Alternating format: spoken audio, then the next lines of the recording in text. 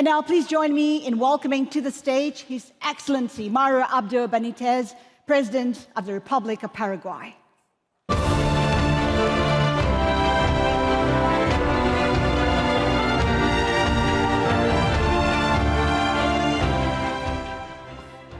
Now, for a lot of countries, it is about navigating relations with the big boys.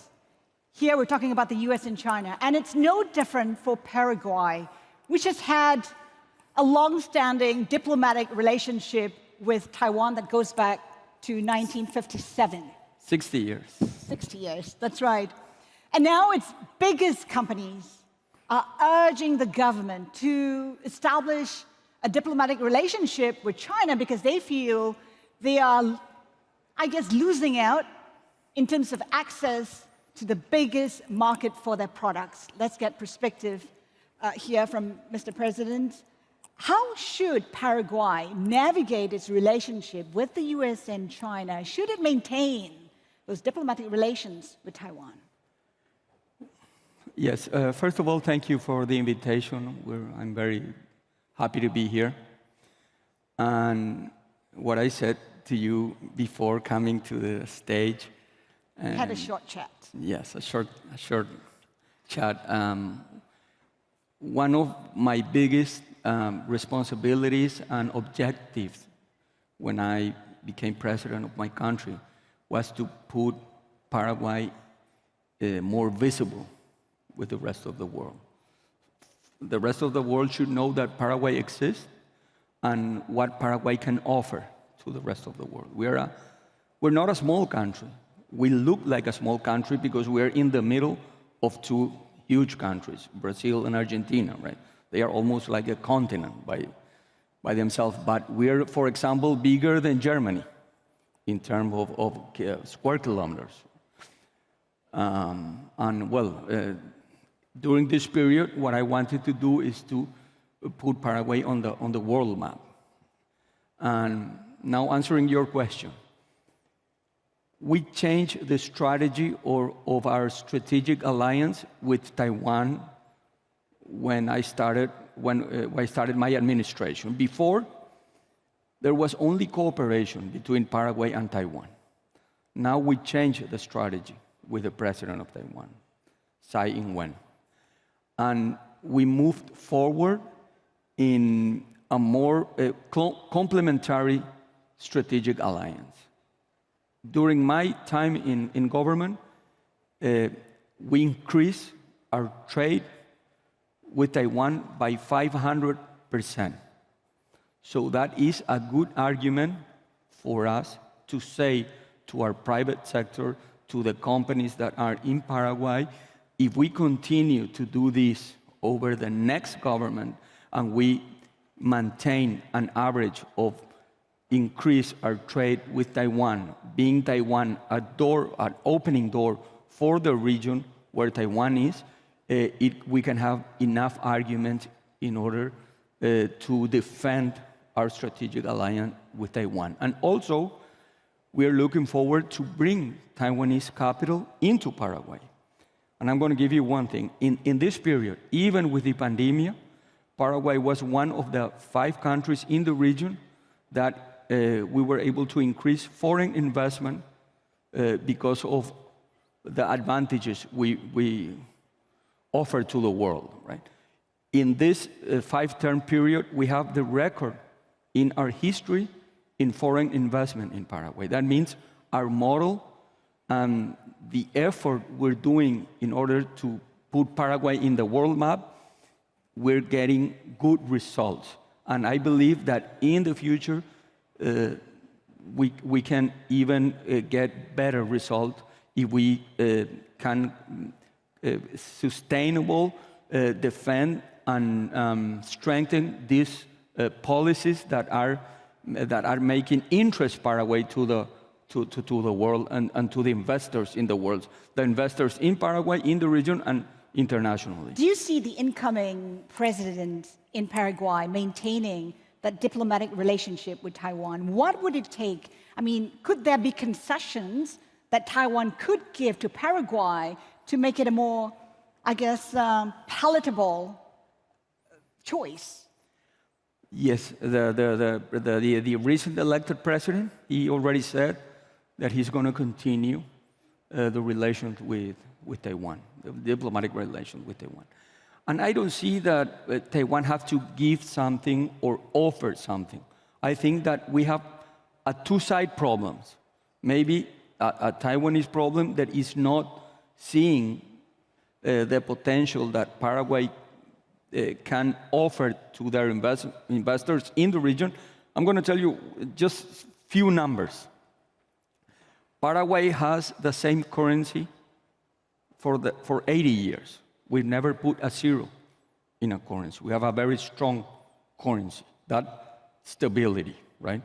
We have an inflation average rate yearly of around 3.2%.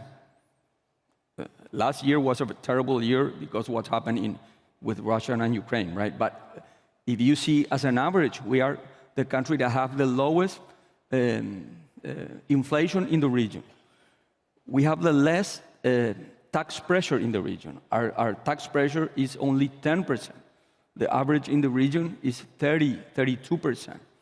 So we have a lot of conditions, competitive conditions, in order for not only Taiwanese capital, any capital in the world, to use Paraguay as a platform to produce and get in the Mercosur, that is our South Common Market, and through Paraguay to the world. So that's what we are offering to the world. And what I want to do is to strengthen that view that we have with Taiwan and with any other interested in having a good place to invest, have security. We have, for example, laws that can give you, it won't vary your tax equation for 20 years. So there can be a change of government, a change of parties in the government, but you will have stability for 20 years in your investment so that you can plan the return of your investment. So that's what we're doing, and that's what I believe is going to help us to strengthen our ties and our integration process, not only to Taiwan, but to the rest of the world. The thing is, President Benitez, you talk about the Mercosur, the Southern Common Market. They're themselves mulling over a trade deal with China. If that were to go through, would that put pressure on Paraguay? No, the thing is that we are not against doing business with anybody. But we believe that our diplomatic relations should stay firmly with Taiwan. But through Mercosur, we can do business with anybody in the world. Paraguay won't, it's not that Paraguay do not want to do business with anybody. It's the other part is that do not want to do business unless we change our diplomatic status, right? So if we can do, and if we can use the Mercosur to open our market, Paraguay has, and we do not have any kind of problem of doing that. Speaking of trade, increasingly we're seeing countries using the Chinese yuan for trade. In fact, we've had the likes of Jim O'Neill saying that BRIC nations should increasingly use the yuan instead of the dollar. How do you see Paraguay looking at the usage of the yuan? I don't think that strategy will go forward. I believe that because of the model of the government, you need a currency, a democrat currency in the world. If the currency can be an element for politics, and if it's not a free trade currency, that the market... But people have also talked about the weaponization of the US dollar. But how many years we have seen the democrat use in the economy of the dollar? And we cannot say that the US is it is a democracy. They can use it as a strategy, maybe the strength of the dollar.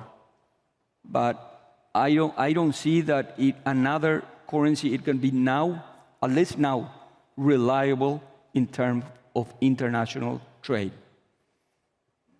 What are your views on the U.S. as an ally? Is it still a reliable ally for Paraguay? Everybody is a reliable ally for Paraguay, and the U.S. also. We have many allies. How will you describe the relationship, and how do you see the relationship between Paraguay and the U.S. going forward, especially with the next government? The next government in the U.S.? And the next government in Paraguay. In Paraguay, no, I see that it will go well. We have a very long period and a long history in our strategic alliance with the U.S., and it will continue like that, and with the rest of the world also. I don't see a problem. You don't see a problem, but in what way will Paraguay benefit from that relationship with the U.S.? I mean, Paraguay is a close ally of the U.S. How do you see that developing? We have a lot of cooperation in intelligence, in fighting organized crime, in opening our market. At mid-market now, it's in the final stages of opening our mid-market for the U.S. So, but like I said, Paraguay has a very diversified relation to the world.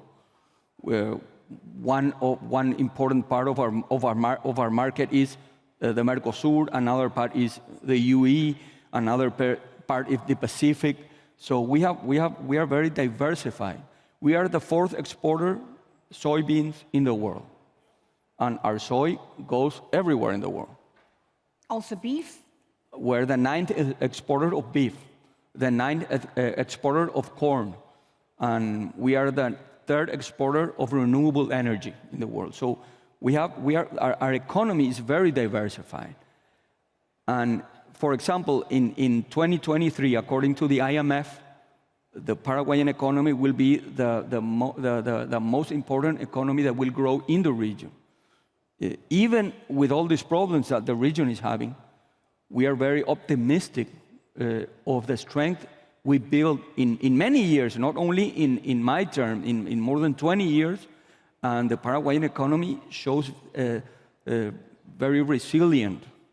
In 2020, the year of the pandemic, the year that all the economies were hit by the pandemic, in our region, the average decrease of the GDP was around 7.4%, and in Paraguay only 0.8%, less than 1%.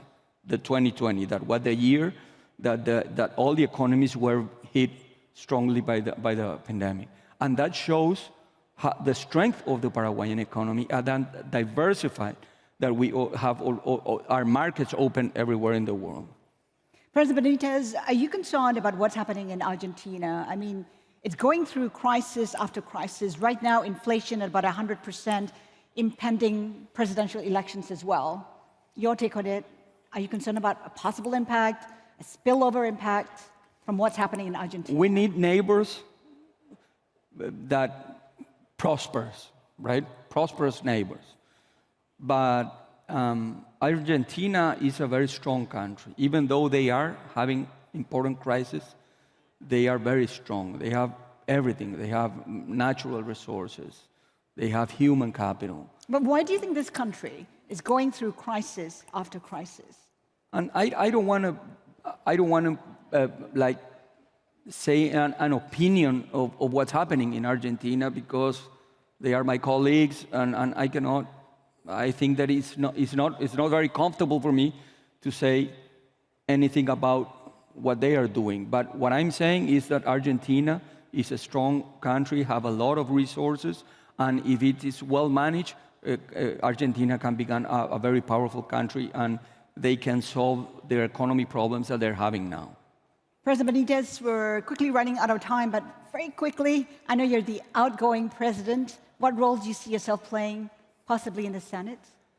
Yes, we have a law that sends me to the Senate like an ex-president, and I think that Latin America and our region we need more ex-presidents that can put their experience in favor of building the future. Because an ex-president have a lot of experience being in government, and that experience can be very useful for the country, well managed. And when you do not have any electoral ties, right? It can be very useful in the country's debate. So I would like to continue to help my country with all the experience I gained being president, and I want to continue contribute to my country. President Benítez, we thank you so much for being here. It's been a long flight for you, I know. Yes. We appreciate you being here. Thank you, sir. Thank you for the invitation.